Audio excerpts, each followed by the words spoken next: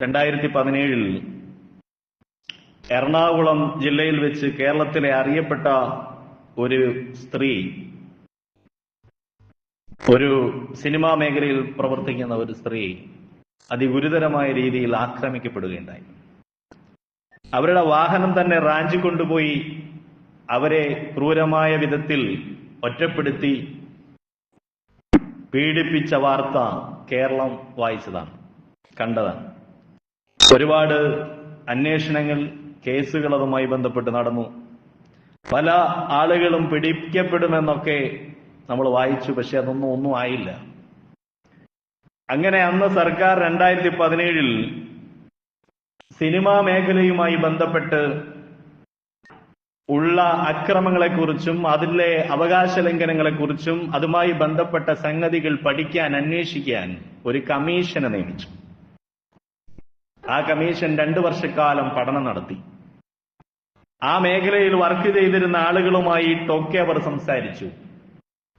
ആ മേഖല എത്രത്തോളം വിശാലമാണെന്നും എത്രത്തോളം അതിന്റെ വളർച്ച, അതിന്റെ മുന്നോട്ട് പോക്ക്, അതിലെ സംവിധാനങ്ങൾ, അതിലെ ആളുകൾ, അതിലെ അവകാശങ്ങൾ, അവകാശ ലംഘനങ്ങൾ, സകല സംഗതികളെയും അവർ പഠിച്ചു. സർക്കാർ നിയമിച്ച ഒരു കമ്മീഷനാണ്. 2 വർഷം കഴിഞ്ഞ് 2019 ആ കമ്മീഷൻ റിപ്പോർട്ട് സമർപ്പിച്ചു. ആ റിപ്പോർട്ട് സർക്കാരിനാണ് സമർപ്പിച്ചത്. പത്രമാധ്യമങ്ങൾ അത് കണ്ടിട്ടില്ല, നമ്മളാരും വായിച്ചിട്ടില്ല, കണ്ടില്ല. ആ റിപ്പോർട്ട് വായിച്ചവർ അതേപടി ആ റിപ്പോർട്ട് മടക്കി വെച്ചു. അതിനുശേഷം ഇന്ന് വർഷം 5 കഴിഞ്ഞു. ആ റിപ്പോർട്ട് പുറത്തു കൊണ്ടുവരണമെന്ന് ഒരുപാട് സ്ഥലങ്ങളിൽ പലരും, ഇരകളടക്കമുള്ള ആളുകൾ അഭിപ്രായ പ്രകടനം നടത്തി. അവരുടെ പലരുടെയും സമ്മർദ്ദത്തിന് വിധേയമായി ഇപ്പോ 2-3 ദിവസം മുമ്പ് ആ റിപ്പോർട്ടിലെ കുറേയധികം ഭാഗങ്ങൾ എഡിറ്റ് ചെയ്ത് കളഞ്ഞതിന് ശേഷം ആ റിപ്പോർട്ട് പുറത്തു കൊണ്ടുവന്നു. അതിന്റെ കോലാഹലങ്ങളാണ് ഇപ്പോ നമ്മൾ കണ്ടുകൊണ്ടിരിക്കുന്നത്. ആ റിപ്പോർട്ട് 5 വർഷക്കാലം പൂഴ്ത്തിവെച്ചപ്പോഴും അധികാരികളിൽ പലരും, ഇത്തരം മേഖലകളിലെ പലരും, നമ്മുടെ രാജ്യത്തും നമ്മുടെ നാട്ടിലും അവർ പരിശ്രമിച്ചു കൊണ്ടിരുന്നത് ഇവിടെ ലിബറലിസം നടപ്പിലാക്കാനാണ്. സ്വാതന്ത്ര്യവാദത്തിന് വേണ്ടിയായിരുന്നു, സ്ത്രീ പുരുഷ സമത്വത്തിന് വേണ്ടിയായിരുന്നു. ക്ലാസ് മുറികളിൽ പോലും 2 സ്ഥലങ്ങളിലായി ആണും പെണ്ണും ഇരിക്കേണ്ടതില്ല, ഒരു ബെഞ്ചിൽ ഒന്നിടവിട്ട് മാറി മാറി അവർ ഇരിക്കണം എന്ന തത്വശാസ്ത്രത്തിന്റെ സമർപ്പണത്തിന് വേണ്ടി കഴിഞ്ഞ വർഷങ്ങളിൽ പലരും പണിയെടുത്തത് നമുക്ക് കാണാൻ സാധിക്കും. ഒരു വലിയ റിപ്പോർട്ട് അടച്ചു മൂടി അതിലെ വിവരങ്ങൾ പുറത്തു പറയാൻ പോലും പറ്റാത്ത വിധം വലിയ മാഫിയ ലോകമാണത് എന്നതിനെക്കുറിച്ച് വർത്തമാനം പറഞ്ഞ് അത് ഒതുക്കി വെച്ചിരുന്നതിൽ പലരും, അധികാരിവർഗത്തിന്റെ തന്നെ പലരും ഒക്കെയും അപ്പോഴും സംസാരിച്ചത് ഇവിടെയുള്ള സ്വാതന്ത്ര്യത്തെക്കുറിച്ചാണ്, സ്ത്രീ സ്വാതന്ത്ര്യത്തെക്കുറിച്ചാണ്. അപ്പോഴൊക്കെയും അവർ ബദലായി മറുവശത്ത് നിർത്തിയത് എപ്പോഴും മതത്തെയും മതത്തിന്റെ സംസ്കാരങ്ങളെയുമാണ്. അഥവാ സ്വാതന്ത്ര്യത്തിന് വിലങ്ങുതടിയായി എല്ലാ കാലത്തും എപ്പോഴും നിൽക്കുന്നത് മതങ്ങളാണ് എന്നവർ പറഞ്ഞുകൊണ്ടിരുന്നു. സ്ത്രീകൾക്ക് സ്വാതന്ത്ര്യം ഹനിക്കുന്നത് മതദർശനങ്ങളാണ് എന്നായിരുന്നു അവരുടെ പലരുടെയും തിയറികൾ. അവരുടെ എഴുത്തുകൾ എപ്പോഴും മതവിദ്യാഭ്യാസത്തെക്കുറിച്ചും നിശ്ചയിക്കുന്ന വസ്ത്രങ്ങളെക്കുറിച്ചും അല്ലെങ്കിൽ വിശ്വാസത്തെക്കുറിച്ചും അതിന്റെ കീഴ്വഴക്കങ്ങളെയും ബന്ധങ്ങളെയും അത് നിശ്ചയിക്കുന്ന അതിർത്തികളെയും കുറിച്ച് അവർ പലരും ചർച്ച നടത്തിക്കൊണ്ടിരുന്നു. ഇപ്പോ പുറത്തു വന്ന റിപ്പോർട്ട് കേട്ടപ്പോ ഇനി എന്ത് ചെയ്യണമെന്ന് അധികാരികൾക്ക് പോലും അറിയില്ല. കാരണം അത് ഭരിക്കുന്നത് മാഫിയകളാണ്. അതിൽ എണ്ണിപ്പറഞ്ഞ 15 ക്രിമിനലുകളെന്നും 15 വലിയ ഹൈ പവർ ടീമെന്നും പറയുന്ന ചില ആളുകളുടെ കയ്യിലാണ് ഈ സിനിമാ ലോകം എന്ന് പറയുന്നത് എന്നാണ് ആ റിപ്പോർട്ട് നമ്മെ പഠിപ്പിക്കുന്നത്. ഖുത്ബയിൽ എന്തിനാണ് സിനിമയെക്കുറിച്ച് പറയുന്നത്, നടന്മാരെ കുറിച്ച് പറയുന്നതൊക്കെ ചിലർ ചിന്തിക്കും. അതൊരു ലോകമായതുകൊണ്ടാണ്. ആ ലോകം മുന്നോട്ട് വയ്ക്കുന്ന ആശയങ്ങൾക്ക് നമ്മുടെ സമൂഹത്തിലെ സ്ത്രീ പുരുഷന്മാരിൽ വലിയ സ്വാധീനമുണ്ട് എന്നുള്ളത് കൊണ്ടാണ്. നമ്മുടെയൊക്കെ നാട്ടുവരമ്പുകളിൽ ചെറിയ ചെറിയ പെട്ടിക്കടകളുടെ പോലും ഉദ്ഘാടനങ്ങളിൽ സ്ത്രീകൾ വരണം, സിനിമാ നടന്മാരും നടിമാരും വരണം എന്നിടത്തേക്ക് എല്ലാ മനുഷ്യരും എത്തി നിൽക്കുന്ന വലിയ ആകർഷണീയത ഈ മേഖലകളിൽ ഉള്ളതുകൊണ്ട് ആ മേഖലകളിലെ ജീർണതകളെ സംബന്ധിച്ച് നമ്മൾ ശ്രദ്ധിക്കേണ്ട കാര്യങ്ങളെക്കുറിച്ച് നമ്മൾ പറയണം. വലിയ വലിയ പൈസയുള്ള, സ്റ്റാറ്റസ് ഉള്ള സമൂഹത്തിൽ വലിയ വില ആളുകൾ നൽകുന്ന അത്രയും വലിയ ആളുകൾക്ക് പോലും, മുതിർന്ന സ്ത്രീകൾക്ക് പോലും ഈ മേഖലയിൽ അവർക്ക് സുരക്ഷിതത്വമില്ല. ക്രൂരമായ പീഡനങ്ങൾക്ക് അവർ വിധേയമാകുന്നു. അവരുടെ മനുഷ്യാവകാശങ്ങൾ ലംഘിക്കപ്പെടുന്നു. മലമൂത്ര വിസർജനത്തിന് പോലുമുള്ള സൗകര്യങ്ങൾ അവരുടെ ലൊക്കേഷനുകളിൽ ഒരാളും ഒരുക്കാറില്ല എന്ന് മാത്രമല്ല, അതിന് നേതൃത്വം കൊടുക്കുന്ന മാടമ്പിമാരായി വാഴുന്ന നേതാക്കന്മാരുടെ മുമ്പിൽ എല്ലാ അവകാശങ്ങളും നിഷേധിക്കപ്പെട്ടവരായി ക്രൂര പീഡനങ്ങൾക്ക് വിധേയമായി പുതിയ പുതിയ കുട്ടികൾ. പുതിയ റിപ്പോർട്ടിൽ പറയുന്നത് 15 വയസ്സിന് താഴെയുള്ള നിയമപരമായി വലിയ കുറ്റകൃത്യമായി എണ്ണപ്പെടുന്ന നമ്മുടെ സർക്കാരുകൾ അങ്ങനെയുള്ള കേസുകളിൽ വലിയ ക്രിമിനൽ കുറ്റമായി പരിഗണിക്കുന്ന വിധത്തിലുള്ള കുഞ്ഞു കുട്ടികൾ പോലും ഈ വലിയവരുടെ പീഡനങ്ങൾക്ക് വിധേയമായിട്ടാണ് ഈ മേഖലയിൽ ജീവിച്ചുകൊണ്ടിരിക്കുന്നത് എന്ന് പറയുകയാണ്. എത്ര ആളുകളാണ് നമ്മൾ ആലോചിച്ച് നോക്കണം. ഒരു സ്ത്രീക്കുണ്ടായ അപമാനത്തെ, അവരുടെ വാഹനം തട്ടിക്കൊണ്ടുപോയി അവരെ ക്രൂരമായ പീഡനങ്ങൾക്ക് വിധേയമാക്കിയ വാർത്ത കേരളം വായിച്ച് ഞെട്ടിയപ്പോൾ ഇപ്പോഴത്തെ റിപ്പോർട്ടിൽ പറയുന്നത് അതൊന്നും ആദ്യത്തെ സംഭവങ്ങളല്ല, അതിനു മുമ്പും ഇങ്ങനെ എത്രയോ നടന്നിട്ടുണ്ട്, ആരും അറിഞ്ഞിട്ടും കേട്ടിട്ടുമില്ല എന്നാണ്. ആലോചിച്ച് നോക്കണം. ഒരു പെൺകുട്ടിയെ, ഒരു സ്ത്രീയെ, ഒരു സഹോദരിയെ ഈ പറയുന്ന സമൂഹത്തിലെ വലിയ സിദ്ധാന്തമായി നമ്മൾ കാണുന്ന മേഖലകളിൽ എപ്രകാരം അവരെ ചൂഷണം ചെയ്യുന്നു എന്നും അവരെ ക്രൂരമായ പീഡനങ്ങൾക്കും അവകാശ ലംഘനങ്ങൾക്കും വിധേയമാക്കുന്നു എന്നും നമ്മൾ ഈ വായിക്കുകയാണ്. ഇനി അതിന്റെ ബാക്കി പത്രങ്ങൾ പ്രിയമുള്ളവരെ സർക്കാരാണ് ചെയ്യേണ്ടത്, ഗവൺമെന്റാണ് അത് ചെയ്യേണ്ടത്. ആരെയൊക്കെ പിടിക്കുമെന്നും ആരെയൊക്കെ തൊടുമെന്നും ആരുടെ അടുത്തെല്ലാം അന്വേഷണങ്ങൾ പോകുമെന്നൊക്കെ പിന്നീട് നമ്മൾ വായിക്കേണ്ടത്. പക്ഷെ ഇസ്ലാം ചില കാര്യങ്ങൾ സ്ത്രീകളെ കുറിച്ച് പറഞ്ഞു.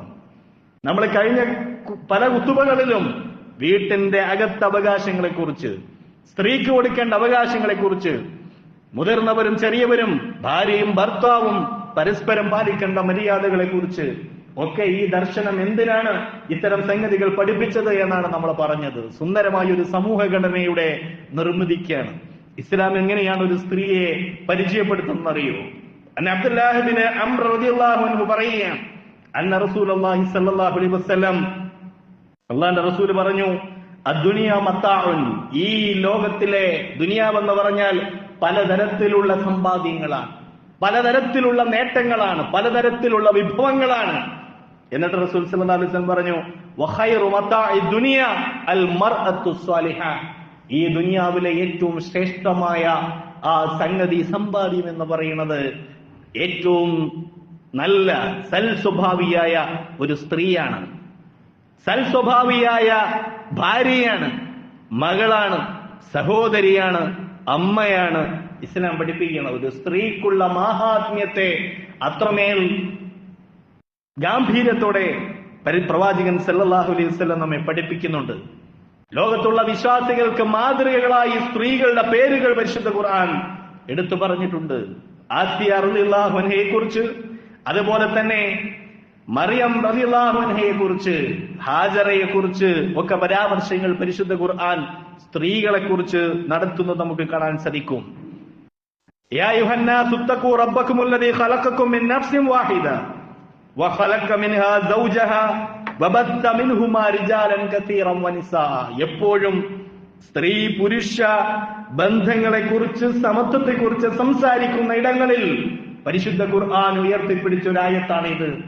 സ്ത്രീയെ ഒരാളും അന്യായമായി അധീനപ്പെടുത്താനോ അവകാശ ലംഘനങ്ങൾക്ക് വിധേയമാക്കാനോ പാടില്ല എന്നും അവർ രണ്ടുപേരും ഒരേ ആത്മാവിൽ നിന്ന് സൃഷ്ടിക്കപ്പെട്ടവരായി അവരെ കരുതണമെന്നും പരിശുദ്ധ ഖുർആൻ നമ്മെ പഠിപ്പിക്കുകയാണ്. ആണും പെണ്ണും ഒരാൾ മറ്റൊരാളെ ഭരിക്കേണ്ട ആളല്ല. സ്നേഹത്തോടെ, സൗഹാർദ്ദത്തോടെ, ബഹുമാന്യത്തോടെ അവരോട് പെരുമാറണം.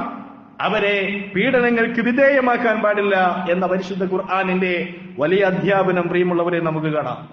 ആരാധനാ മേഖലകളിലെല്ലാം എല്ലാ ഇടങ്ങളിലും സ്ത്രീകളെ സംരക്ഷിക്കുന്ന, ചേർത്തു നിർത്തുന്ന, അവർക്ക് അവകാശങ്ങൾ നൽകുന്ന രീതിയിൽ ഇസ്ലാം നമസ്കാരങ്ങളിൽ, പള്ളികളിൽ, ഹജ്ജിനോ ഉംറയ്ക്ക്, അതുപോലെ തന്നെ യുദ്ധരംഗങ്ങളിൽ എന്ന് തുടങ്ങി ഒരിടത്തും മാറ്റി നിർത്താത്ത വിധം അവകാശങ്ങളും സ്വാതന്ത്ര്യങ്ങളും മതദർശനങ്ങൾ സ്ത്രീകൾക്ക് നൽകുന്നുണ്ട്.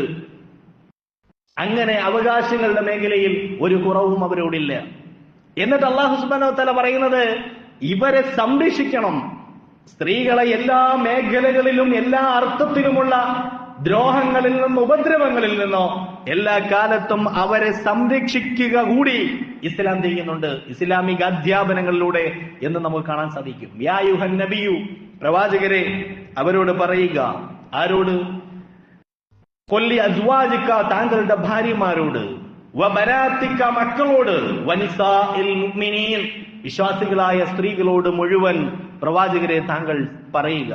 യുദ്നീന അലൈഹിന്ന മിൻ ജലാബീബിഹിൻ, അവർ അവരുടെ വസ്ത്രങ്ങളെ, അവരുടെ മേൽ ശരീരത്തെ മറയ്ക്കേണ്ട വസ്ത്രങ്ങളെ അവർ മറയ്ക്കുക, അത് ശരീരത്തിലേക്ക് താഴ്ത്തിയിടുക. ذلك أدنى أن يعرفن فلا يؤذين وكان الله غفورا رحيما. എന്തിനു വേണ്ടിയാണ് അങ്ങനെ പറയുന്നതെന്നറിയോ? ذلك أدنى أن يعرفن, അതവർക്ക് വ്യക്തിത്വം നൽകാൻ വേണ്ടിയാണ്, അതവരെ തിരിച്ചറിയാൻ വേണ്ടിയാണ്. ഫലാ യുസൈന, അവർ മറ്റാരാലും ഉപദ്രവിക്കപ്പെടാതിരിക്കാൻ വേണ്ടിയാണ്, ആരും അവരെ ഉപദ്രവിക്കാതിരിക്കാനാണ്. വക്കാന അല്ലാഹു ഗഫൂറ റഹീമ, അല്ലാഹു കാരുണ്യവാനും കരുണാനിധിയുമാണ്. ഇതൊന്നും വേണ്ട, ഇതൊക്കെ പഴയ തിയറികളാണ് എന്ന് സംസാരിക്കുന്ന ആളുകൾ, സ്വാതന്ത്ര്യത്തിന്റെ ലിബറലിസത്തിന്റെ പുതിയ വഴികൾ തുറക്കുന്ന ആളുകൾ. പക്ഷെ എന്തുകൊണ്ട് അവിടങ്ങളിൽ ഒരു സ്ത്രീക്ക് സുരക്ഷിതത്വമില്ലാത്തത്? എന്തുകൊണ്ട് ആ സ്ത്രീകൾക്ക് പേര് പോലും പറയാൻ മടിക്കുന്ന വിധം കമ്മിറ്റികൾക്ക് മുമ്പ് പോയി പറയേണ്ടി വരുന്നത്? ഇപ്പൊ സർക്കാർ പറഞ്ഞെന്താണെന്നറിയോ?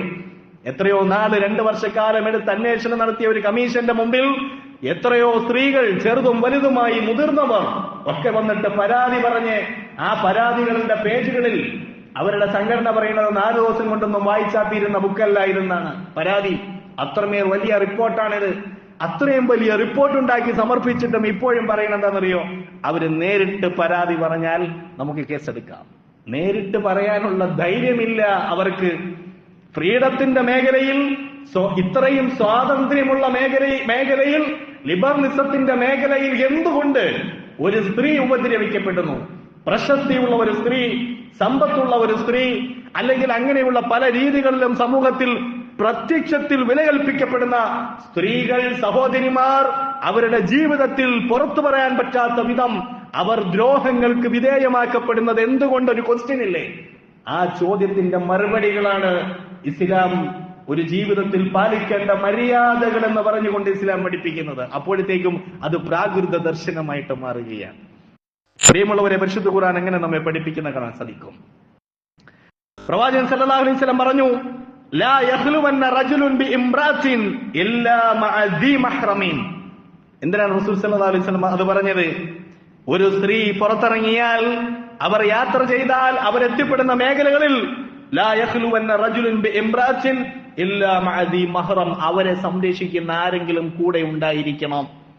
അവരെ സംരക്ഷിക്കേണ്ടത് മഹ്റം. ഒറ്റയ്ക്ക് കുട്ടികൾ പോകുമ്പോൾ നമ്മുടെ ആശങ്ക ഏതാണ്? കുട്ടികൾ പോകുമ്പോ എന്തുകൊണ്ടാണ് ഇത് പോണത് ഉമ്മയാണെന്നും ഇതെന്റെ ഒരു സഹോദരിയാണെന്നും ഇതെന്റെ മറ്റേതോ ഒരാളുടെ ഭാര്യയാണെന്നും മനസ്സിലാക്കാനുള്ള സ്വബുദ്ധിയില്ലാത്ത, ലഹരിക്കും മദ്യത്തിനും അടിമപ്പെട്ടവരാണ് ഈ ലോകത്തുള്ളത് എന്ന തിരിച്ചറിവ് നമുക്കുണ്ട്. ഈ റിപ്പോർട്ട് ഉന്നയിക്കുന്നത് ഒന്നാമത്തെ സംഗതി അതാണ്. സിനിമയിൽ അഭിനയിക്കാൻ വരുമ്പോ കൂടെ അഭിനയിക്കാൻ വരുന്നവരോട് മാന്യമായി പെരുമാറണമെന്ന് പറയാൻ കഴിയണ്ടേ? കാരണം അവർ പലരും ലഹരിക്കടിമപ്പെട്ടവരാണ്. മദ്യപിച്ചിട്ട് അഭിനയിക്കാൻ വരുന്നവരാണ്. മദ്യപാനികളുടെയും ലഹരിക്ക് അടിമപ്പെട്ടവരുടെയും മുമ്പിൽ ഒരു പെൺകുട്ടിയുടെ അവകാശത്തിന്, സ്ത്രീകളുടെ അവകാശത്തിന് എന്ത് വിലയാണ്? ആരാണ് ആ വില കൽപ്പിക്കുന്നത്? അതുകൊണ്ടാണ് ഇസ്ലാം ഒരു സ്ത്രീ എല്ലായിടത്തും സുരക്ഷിതമായിരിക്കണം എന്നുള്ളത് കൊണ്ട് അവളുടെ യാത്രയുടെ വഴികളെ കുറിച്ച് ഇസ്ലാം സംസാരിച്ചു. കുഞ്ഞായിരിക്കുമ്പോ ഒരു പിതാവിന്റെ ഡ്യൂട്ടി ഇസ്ലാം പഠിപ്പിച്ചെന്നറിയോ? ഒരു പെൺകുട്ടി ഒരാൾക്ക് ജനിച്ചാൽ ആ പെൺകുട്ടിക്ക് അവളെ കുഴിച്ചു മൂടാതെ വളർത്തിയാൽ, ജീവനോടെ കുഴിച്ചു മൂടിയിരുന്ന ഒരു കാലഘട്ടത്തിലാണ്, പെൺകുട്ടി അപമാനമാണെന്ന് കരുതിയിരുന്ന ഒരു കാലഘട്ടത്തിലാണ് ഇസ്ലാം ഇത് പറയുന്നത്. അവരെ തിരുത്തിയത്, അവരെ വളർത്തുകയും വലുതാക്കുകയും അവർക്ക് ഏറ്റവും നല്ല തർബിയത്ത് കൊടുക്കുകയും ചെയ്ത, അവരെ വിവാഹം കഴിപ്പിച്ചയച്ചാൽ ആ പിതാവിന് സ്വർഗമുണ്ട് എന്ന് ഇസ്ലാം പഠിപ്പിക്കുന്നത്. അത്രയും സംരക്ഷണം ആ പെൺകുട്ടിക്ക് കൊടുത്ത് വളർത്തി കൊണ്ടുപോകണമെന്ന് ഇസ്ലാം വലിയ അധ്യാപനം നമ്മെ പഠിപ്പിക്കുന്നത് പ്രിയമുള്ളവരെ നമുക്ക് കാണാൻ സാധിക്കും. അൽമർഅതു ഔറത്തുൻ ഫൈദാ ഖറജത് ഇസ്തശ്റഫഹ ശൈത്താൻ. പിശാചാണ് ലോകത്തിൽ ഉള്ളത്. ആത്മീയതയ്ക്ക് ബദല അതിന് എതിരായി നിൽക്കുന്നത്, നല്ല ജീവിതത്തിന് അതിന് എതിരായി നിൽക്കുന്നത് പൈശാചിക ദർശനങ്ങളാണ്, പിശാചിന്റെ വർത്തമാനങ്ങളാണ്. ഒരു സ്ത്രീ പുറത്തിറങ്ങിയാൽ പ്രവാചകൻ സല്ലല്ലാഹു അലൈഹി വസല്ലം പഠിപ്പിക്കുകയാണ്, അൽ മർഅത്തു ഔറത്തുൻ, ഒരു സ്ത്രീ അവൾ കൂടുതൽ സംരക്ഷിക്കപ്പെടേണ്ടവളും സൂക്ഷ്മത പാലിക്കേണ്ടവളുമാണ്, അവൾ ഔറത്താണ്. ഫഇദാ ഖറജത് ഇസ്തശ്റഫഹാ അശ്ശൈത്താൻ, അവൾ പുറത്തിറങ്ങിയാൽ ശൈത്താൻ ആളുകളെ അവളിലേക്ക് ശ്രദ്ധിപ്പിക്കും, ആകർഷിപ്പിക്കും എന്ന് ഈ തോന്നലാണ് ഏത് പെണ്ണിനോടും. 2 മാസം മുമ്പ് കൊല്ലത്ത് ഒരു സമരം നടന്നു. എന്താണ് സമരം? കുറെ ചെറുപ്പക്കാരും കുട്ടികളും ഒക്കെ ടൗണിൽ തടിച്ചുകൂടി അവര് സമരവും വാർത്താ സമ്മേളനവും ഒക്കെ നടത്തി. എന്തിനായിരുന്നു? ഒരു അഡ്വക്കറ്റായ പെൺകുട്ടി ഒരു ഫയലിൽ ഒപ്പിടാൻ ഒരാളുടെ മുമ്പിൽ ചെന്നതിന്റെ പേരില്ല. ആ ഒപ്പ് വേണമെങ്കിൽ അയാൾക്ക് പെൺകുട്ടിയെ കയറി പിടിക്കണം, അങ്ങനെ പലതും ചെയ്യണം. ഇത് പലയിടങ്ങളിലുമുണ്ട്. വലിയ വലിയ യൂണിവേഴ്സിറ്റികളിൽ അഡ്മിഷൻ കിട്ടണമെങ്കിൽ പെൺകുട്ടികൾ ഇതിന് വിധേയമാകണം. JRF നെറ്റും PhDയും ഒക്കെ ചെയ്യണമെങ്കിൽ അവരുടെ തിസീസ് കോളേജുകളിൽ അത് സമർപ്പിക്കുമ്പോൾ അത് സ്വീകരിക്കണമെങ്കിൽ അതിൽ സൈൻ വേണമെങ്കിൽ സ്ത്രീകൾ ഇതിന് വിധേയമാകണം എന്ന ഒരു ചിന്ത നമ്മുടെ സമൂഹത്തിൽ ചില മാടമ്പിമാരും ഈ പറഞ്ഞ ചില ആളുകളും ഉണ്ടാക്കി വെച്ചിട്ടുണ്ട്. അത് വലിയ കുറ്റകൃത്യമാണ്. അതിനെ എതിർക്കണം, അതിനെ കൂട്ടായി എതിർക്കണം. കാരണം സിനിമാ നടിമാര് മാത്രമല്ല പീഡനങ്ങൾക്ക് വിധേയമാകുന്നത്, അവര് മാത്രമല്ല അവകാശങ്ങൾ ലംഘനത്തിന് വിധേയമാകുന്നത്.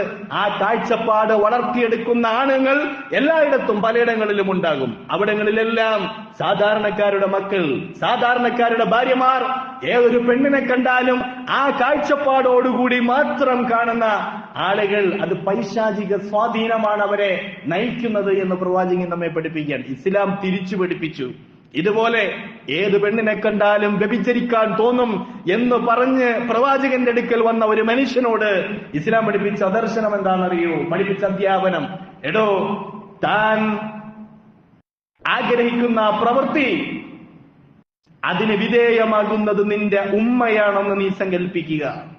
എവിടെയോ ആ പീഡനത്തിന് വിധേയമാകുന്നത് തന്റെ ഭാര്യയാണെന്ന് നീ ചിന്തിക്കുക. ആ ക്രൂര പീഡനത്തിന് വിധേയമായത് ഇപ്പോൾ ഏതൊക്കെയോ സ്ത്രീകളാണെങ്കിൽ നാളെ നിന്റെ മകളാണെന്ന് നീ സങ്കല്പിക്കുക, നിന്റെ സഹോദരിയാണെന്ന് സങ്കല്പിക്കുക. ഇനി നീ അത് ആഗ്രഹിക്കുന്നുണ്ടോ എന്ന് ചോദിക്കുമ്പോ അങ്ങനെ സംഭവിച്ചാൽ അതിന് ആരെയാണോ അതിന്റെ കുറ്റവാളി അവന് ഞാൻ കൈകാര്യം ചെയ്യും, അതെനിക്ക് ഉൾക്കൊള്ളാനാവില്ല എന്ന് പറഞ്ഞിട്ട് ആ മനുഷ്യൻ ആ തിന്മയിൽ നിന്ന് പിന്തിരിഞ്ഞു പോകുന്നത് പ്രിയമുള്ളവരെ പ്രവാചകൻ സല്ലല്ലാഹു അലൈഹി വസല്ലം നമ്മെ പഠിപ്പിക്കുന്ന അധ്യാപനങ്ങളിൽ നമുക്ക് കാണാൻ സാധിക്കും. അതുകൊണ്ട് ഇസ്ലാം ഒരു പെൺകുട്ടിയെ സംരക്ഷിക്കാൻ അവളുടെ യാത്രകളിൽ, അതുപോലെ റസൂൽ സല്ലല്ലാഹു അലൈഹി വസല്ലം ലാ യഹല്ലു ലി ഇംറാത്തിൻ അൻ തുസാഫിറ വ മഅഹാ ദു മഹ്റം, നേരത്തെ പറഞ്ഞു ഒരാളുടെ സംരക്ഷണമില്ലാത്ത വിധം അല്ലെങ്കിൽ അത്രയും സുരക്ഷിതമാണെന്ന് ഉറപ്പുവരുത്തണം. അത്രയും സുരക്ഷിതമായ ഇടങ്ങളിലായിരിക്കണം പെൺകുട്ടികൾ യാത്ര ചെയ്യേണ്ടത്. ഏതെങ്കിലും ഒരു ഓഫീസിൽ ചെല്ലുമ്പോൾ ഒരിക്കലും അങ്ങനെ യാത്ര ചെയ്യാൻ പാടില്ല, ഒറ്റയ്ക്ക് പോകാൻ പാടില്ല. ബസ്സുകളിൽ പോകാം, തുറസായ സ്ഥലങ്ങളിൽ അവർക്ക് യാത്ര ചെയ്യാം. രാത്രികളിൽ അങ്ങനെ ഒരു സ്വാതന്ത്ര്യം ഇവിടെ കിട്ടും. ആരും പ്രതീക്ഷിക്കരുത്, അങ്ങനെ കിട്ടത്തില്ല. സ്ത്രീക്ക് പുരുഷന് രാത്രി സഞ്ചരിക്കാമെങ്കിൽ സ്ത്രീക്ക് എന്തിന് രാത്രി സഞ്ചരിച്ചൂടെ എന്ന് ആൾക്കാർ ചോദിക്കാറുണ്ട്. പുരുഷന് രാത്രിയിൽ എവിടെയും പോകാമെങ്കിൽ സ്ത്രീക്ക് എന്ത് രാത്രിയിൽ എവിടെയും പോയിക്കൂടെ? പോകാം. പക്ഷെ 4 സൈഡിലും ഉള്ളവർ എല്ലാവരും ഇത് അമ്മയാണ്, ഉമ്മയാണ്, പെങ്ങളാണ്, മകളാണ് എന്ന് ചിന്തിക്കുന്നവരല്ല. കാരണം മുക്കിന് കള്ളുഷാപ്പുകളും ലഹരിയുടെ ഉപയോഗങ്ങളും ധാരാളമായി സമൃദ്ധമായി നടമാടുന്ന ഒരു നാട്ടിലാണ് നമ്മൾ ജീവിക്കുന്നത്. അപ്പോൾ സൂക്ഷ്മതകൾ, വിശ്വാസികളുടെ പെണ്ണുങ്ങൾ, സ്ത്രീകൾ എന്ന നിലയ്ക്ക് അവർ സൂക്ഷിക്കേണ്ട സൂക്ഷ്മതകൾ അവരുടെ ഭാഗത്തുണ്ടാകണം എന്നുകൂടി ഇസ്ലാം പ്രിയമുള്ളവരെ നമ്മെ പഠിപ്പിക്കുന്നുണ്ട്. മാതാവിനോട് ധിക്കാരം കാണിക്കുന്ന, അതുപോലെ തന്നെ പെൺകുട്ടികളെ കുഴിച്ചുമൂടുന്ന, അവരോട് ഉപദ്രവങ്ങൾ കാണിക്കുന്ന ആളുകൾക്കുണ്ടാകുന്ന വലിയ ശിക്ഷയെക്കുറിച്ച്, അവരോട് അപമര്യാദയായി പെരുമാറുന്നവർക്കുള്ള വലിയ ശിക്ഷയെക്കുറിച്ചൊക്കെ പ്രവാചകൻ സല്ലല്ലാഹു അലൈഹി വസല്ലം പഠിപ്പിക്കുന്നത് നമുക്ക് കാണാൻ സാധിക്കും. മൻ കാനത് ലഹു ഉൻസ ഫലം യഇദ്ഹാ വലം യഹിൻഹാ വലം യുസർ വലദഹു അലൈഹാ യാനി അസ്സുകൂർ അദ്ഖലഹുല്ലാഹുൽ ജന്ന. ഈ റിപ്പോർട്ടിൽ നമ്മൾ വായിച്ചു, വലിയ ആളുകൾക്ക് മാത്രം ഉപയോഗിക്കാവുന്ന എന്ത് സംവിധാനങ്ങളെല്ലാം ഉണ്ട്. അവർക്ക് ശുചിമുറികൾ, അവർക്ക് ഭക്ഷണം. പക്ഷെ മറ്റുള്ളവർക്ക് ആർക്കും ഒരു അവകാശവും അവിടെ ഇല്ല. പ്രവാചകൻ സല്ലല്ലാഹു അലൈഹി വസല്ലം പഠിപ്പിക്കുന്നു, മൻ കാനത ലഹു ഉൻസ, ഏതെങ്കിലും ഒരാൾക്കൊരു പെൺകുട്ടി ഉണ്ടായാൽ, ഫലം യഇദ്ഹ, അവളെ കൊല്ലാതിരുന്നാൽ, അവളെ കുഴിച്ചു മൂടാതെ വളർത്തിയാൽ, വലം യുഹിൻഹ, അവളെ അപമാനിക്കാതിരുന്നാൽ, മാനക്കേടിന്റെ ഒരു പ്രവൃത്തിയും ആ പെൺകുട്ടിയോട് ചെയ്യാതിരുന്നാൽ, വലം യുസിർ വലദഹു അലൈഹ, ആൺകുട്ടിക്ക് തന്റെ ഈ പെൺകുട്ടിയേക്കാൾ ശ്രേഷ്ഠതയുണ്ടെന്ന് ഒരു പിതാവ് ഒരു പെൺകുട്ടിയുടെ മുമ്പിൽ വെച്ച് പറയാതിരുന്നാൽ, അങ്ങനെ കാണരുതെന്ന്. എന്ന് വെച്ചാൽ ഒരു മകനെയും മകളും രണ്ടുപേരാണെങ്കിൽ മകനെ പോലെ മകളെയും കാണുക. അങ്ങനെ കണ്ടാൽ അതേ പ്രാധാന്യവും സ്വീകാര്യതയും പെൺകുട്ടിക്കും നൽകിയാൽ അത് വേണ്ട എന്ന് പഠിപ്പിക്കുന്നവർ ഈ ലോകത്തുണ്ട്. ഇസ്ലാം അല്ല. അതാണ് നമ്മൾ തിരിച്ചറിയേണ്ടത്. ഈ സ്വാതന്ത്ര്യത്തിന് വേണ്ടി വാദിക്കുന്ന ആളുകൾ തന്നെയാണ് സ്ത്രീ അങ്ങനെ സ്വാതന്ത്ര്യം അനുഭവിക്കേണ്ടവളല്ല എന്നും അവരുടെ പ്രവൃത്തികളിലൂടെ കാണിച്ചുകൊണ്ടിരിക്കുന്നത്. ഇസ്ലാം അങ്ങനെയല്ല. ഇസ്ലാം രണ്ടുപേർക്കും സ്വാതന്ത്ര്യം കൊടുക്കുകയും രണ്ടുപേരുടെ അവകാശങ്ങളെ സംരക്ഷിക്കുകയും ചെയ്യുന്ന ദർശനമാണ് എന്ന് പ്രിയമുള്ളവർ നമ്മൾ മനസ്സിലാക്കണം. എന്നിട്ട് റസൂൽ സല്ലല്ലാഹു അലൈഹി വസല്ലം പറയാണ്, അങ്ങനെ ആണിനെയും പെണ്ണിനെയും വേർതിരിക്കാതിരിക്കുകയും ചെയ്താൽ അദ്ഖലഹുല്ലാഹുൽ ജന്ന, അല്ലാഹു അവന് സ്വർഗ്ഗത്തിൽ അവനെ പ്രവേശിപ്പിക്കും. അല്ലാഹു സുബ്ഹാനഹു വ തആല അവനെ സ്വർഗ്ഗത്തിൽ പ്രവേശിപ്പിക്കും എന്ന് പ്രവാചകൻ സല്ലല്ലാഹു അലൈഹി വസല്ലം പ്രിയമുള്ളവരെ പഠിപ്പിക്കും. നമുക്ക് കാണാൻ സാധിക്കും. അത്രയും പ്രാധാന്യം ഈ വിഷയത്തിലുണ്ട്. അതുകൊണ്ട് വളർന്നു വരുന്ന നമ്മുടെ തലമുറയോട് സിനിമ അത്ര നല്ല ലോകമൊന്നും അല്ല എന്ന് തന്നെ നമ്മൾ പറയണം. സിനിമ ഹറാമാണോ എന്നൊക്കെ ചോദിച്ചു കഴിഞ്ഞാൽ ആ മേഖല ഹറാമൊന്നുമല്ല. എന്തെല്ലാം കാര്യങ്ങൾ നമുക്ക് ചിത്രീകരിക്കാം, എന്തെല്ലാം കാര്യങ്ങൾ ചിത്രീകരിക്കാം, എന്തെല്ലാം കാര്യങ്ങൾ മാന്യമായി സമൂഹത്തിന്റെ മുമ്പിൽ പറയാം. പ്രവാചകൻ സല്ലല്ലാഹു അലൈഹി വസല്ലം ആക്ഷനിലൂടെ എന്തെല്ലാം കാര്യങ്ങൾ കാണിച്ചു തന്നിട്ടുണ്ട്. ചിത്രമാണ് കാണിച്ചത്. ഞാനും അതുപോലെ യതീമിനെ സംരക്ഷിക്കുന്നവരും സ്വർഗത്തിൽ ഇങ്ങനെയായിരിക്കും. ഇത് സിനിമയുടെ രൂപമാണ്, ചിത്രീകരണമാണ്. എന്ന് വെച്ചാൽ രണ്ട് വിരലുകൾ ചേർന്നിരിക്കുന്ന സംഗതിയാണ്. അതുകൊണ്ട് സിനിമ ഹറാമെന്നും പറയാൻ പറ്റത്തില്ല. കൊലപാതകത്തെ കുറിച്ച്, കൊല ചെയ്യുന്ന ആക്ഷൻ പ്രവാചകൻ സല്ലല്ലാഹു അലൈഹി വസല്ലം കാണിച്ചു കൊടുത്തിട്ടുണ്ട്. അന്ന് പല രീതികളിൽ എക്സ്പ്രസ് ചെയ്യാനുള്ള വഴികൾ കാണിച്ചു കൊടുത്തിട്ടുണ്ട്. അതുകൊണ്ട് ഒറ്റയടിക്ക് ഒരു മീഡിയയെ, മാധ്യമത്തെ ഇല്ലാതാക്കുകയല്ല, നേരെ മറിച്ച് എന്നാൽ അത് എല്ലാ ലൈസൻസ്, എല്ലാ സിനിമയും നമുക്ക് വീടുകളിൽ കാണാം, എല്ലാം അനുവദനീയം, എല്ലായിടത്തും പോകാം. ആ മേഖല സുന്ദരമാണ്. നമ്മുടെ കട ഉദ്ഘാടനം ചെയ്യേണ്ടത് സിനിമാ നടിമാര് തന്നെയാണ്, അല്ലെങ്കിൽ നടന്മാര് തന്നെയാണ്. അല്ലെങ്കിൽ അങ്ങനെയുള്ള ആ ലോകത്തിന്റെ ജീർണതയെക്കുറിച്ച് പറയാത്ത, ആ ലോകത്ത് നല്ലവരില്ല എന്നല്ല, നല്ലവരുണ്ട്. ആ നല്ലവരൊക്കെ ഇന്നും ഇന്നലെയുമായി മീഡിയകളിൽ പ്രതികരിച്ചത് നമുക്ക് കാണാം. ഏത് അക്രമിയെയും കൈകാര്യം ചെയ്യണം, അവർ ലേഖനങ്ങൾ എഴുതിയിട്ടുണ്ട്, അവർ ഓൺലൈൻ മീഡിയകളിൽ വന്നിട്ടുണ്ട്. അല്ലാത്തവരൊക്കെയും വലിയ വലിയ സാംസ്കാരിക ജീർണതയിൽ അകപ്പെട്ടു പോയ ആളുകൾ, അവര് പുറത്ത് വിളമ്പുന്ന സംസ്കാരം ഇസ്ലാമിന്റെ സംസ്കാരമല്ല എന്നും അത് സുരക്ഷയുടെ സംസ്കാരമല്ല എന്നും, സുരക്ഷിതമായ ഒരു സാമൂഹിക ഘടനയെ വളർത്തിയെടുക്കാൻ അതിനപ്പുറമുള്ള ധാർമ്മികാധ്യാപനങ്ങൾക്ക് വിലയുണ്ട് എന്നും നമ്മൾ സ്വയം മനസ്സിലാക്കുക, നമ്മുടെ മക്കളെ പഠിപ്പിക്കുക, സമൂഹത്തെ പഠിപ്പിക്കുക. അത്തരത്തിൽ സാമൂഹിക ജീർണതയ്ക്കെതിരെ നിലകൊള്ളുന്നവരും ധാർമ്മിക മൂല്യങ്ങളെ പാലിക്കുന്നവരുമായി അല്ലാഹു സുബ്ഹാനഹു വ തആല നമ്മേവരെയും മാറ്റുമാറാകട്ടെ.